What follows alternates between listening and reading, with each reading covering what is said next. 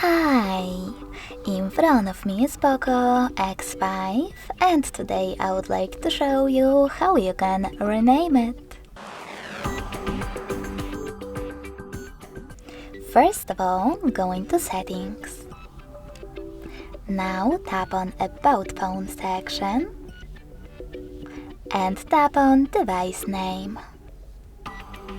Then type in wherever you wish to.